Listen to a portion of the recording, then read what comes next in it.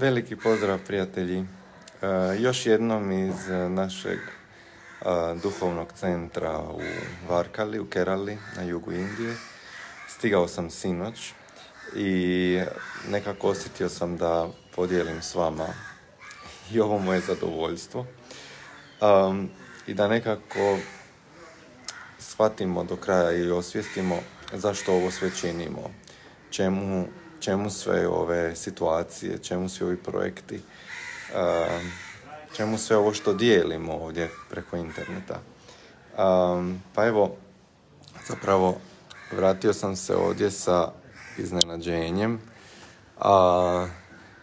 Na mjestu ove sada tu drvene kućice s limenim krovom je bila ona bambusova sa lišćem koje je bilo onako istrunulo i svake godine se mora mijenjati, a trošak je gotovo svaki put kao da napraviš na novo. I s obzirom da 1.6. ili u lipnju počinju monsuni, morali smo zapravo napraviti trajni krov jer je prokišnjavalo. Tako da evo, sad kad sam stigao, već me dočekala nova novcata kućica gdje nam je recepcija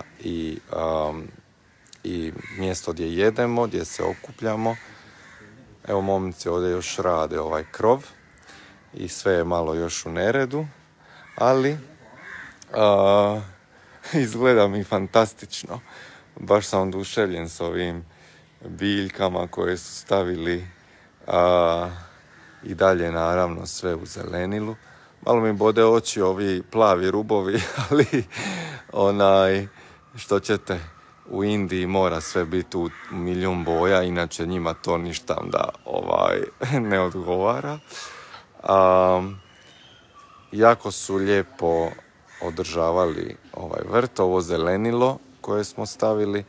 Tu sada radimo sa lotosima jedan mali bazenčić, tako da ovaj betonski okvir ide u zemlju i onda se puni vodom, idu nam tu lotosi. Palme i zelenilo što smo sadili uz ogradu sa susjedom stvarno super napreduje i baš sam zadovoljan. I evo, ove su izrasle i procvjetale, tako da baš me razveselilo. Da. Vjerojatno ste vidjeli da sam vam slao newslettere i objave vezano za ovaj masterclass što ćemo imati u nedjelju.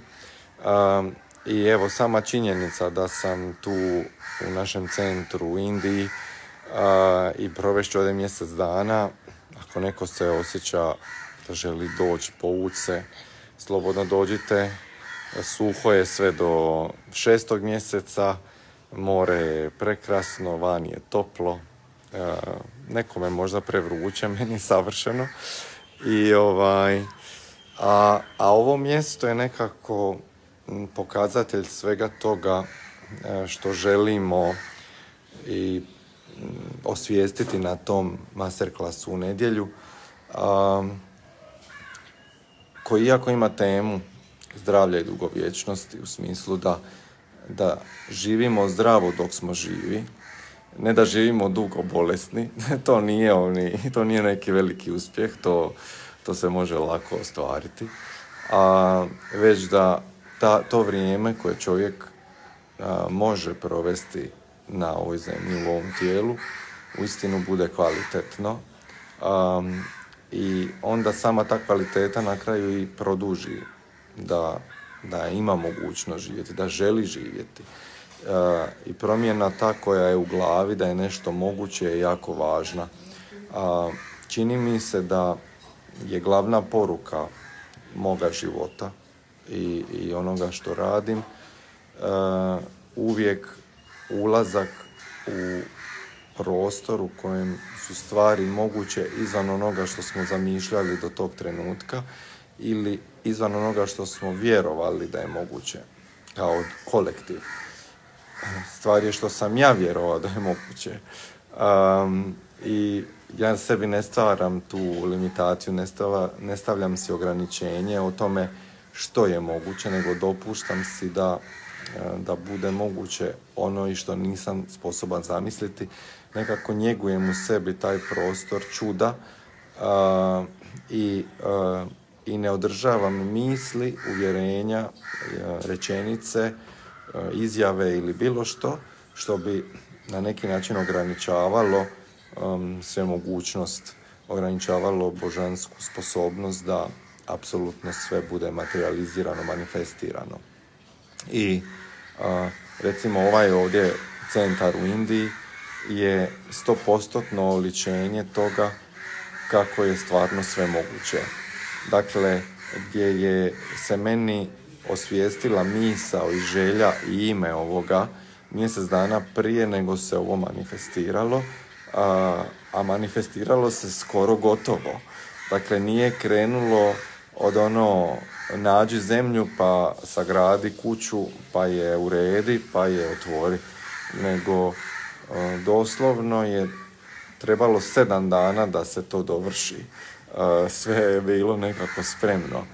I ako je to moguće, ako je moguće od prvog nadahnuća, od prve misli da će tako nešto biti i za mjesec dana da ti živiš na takvom mjestu i da to već je,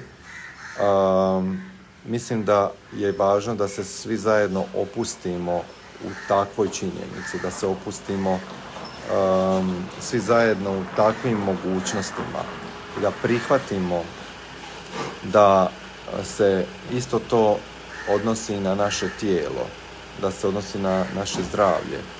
I možda ti sam ćeš teško vjerovati u to, ali zato nas ima puno. I zato je jako važno da se okupljamo, bilo na tim online seminarima, bilo fizički, i da zajednički integriramo način razmišljanja i uvjerenja koji otvara sve mogućnosti, koji otvara našu sposobnost da nekako vidimo taj drugi svijet koji već postoji. Taj drugi svijet već je tu, kao što su svi kanali na televiziji već tamo, paralelno jedni s drugima. I RTL, i HRT, i Nova TV, i Eurosport, i Cinestar, i šta ja znam, sve to paralelno je tamo. Tako na isti način je i tvoj bolestan život, i tvoj zdrav život, i tvoj siromašan život, i tvoj bogat život, i svijet u kojem su ratovi i neimaština, i svijet u kojem je blagostanje i obilje. Sve to se paralelno emitira. Međutim, ako kolektiv većinom prihvaća jedan kanal, nekako i ti budeš prisiljen vidjeti taj kanal, odnosno fokusirati se na taj kanal. Međutim, način na koji mi zajedno kao grupa, ne znam koliko nas je ovdje, službeno Facebook kaže da imamo 11.000 pratitelja, mislim da se većina ljudi ne pojavljuje, a moram reći neka je to nekih 1000 ljudi. Pa evo, 1000 ljudi koji zajednički odluče vidjeti novu frekvenciju, vidjeti novi kanal, televizija će se i prebaciti na njega. Nekako naš kolektivni glas će odlučiti da mi sada gledamo ovaj program i da na tom programu imamo to iskustvo. I ako samo jedan od nas ima sposobnost da vidi neku drugu mogućnost, a ostali da je prihvate kao vlastitu također, onda to postaje dijeljeno iskustvo.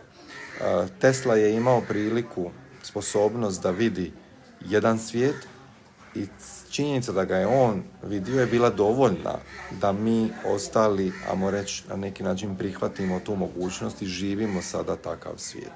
Nismo uspjeli vidjeti sve što je on zamislio, barem ne ono što se tiče besplatne energije i toga još uvijek, ali barem smo vidjeli mogućnost da postoji daljinski upravljač, da postoji komunikacija na daljinu, da se struja može prenositi drugačije. Dakle, takve stvari smo prihvatili. I činjenica da smo ih prihvatili je posljedica je odnosno uzrokovala da imamo iskustvo toga, da danas živimo takav svijet.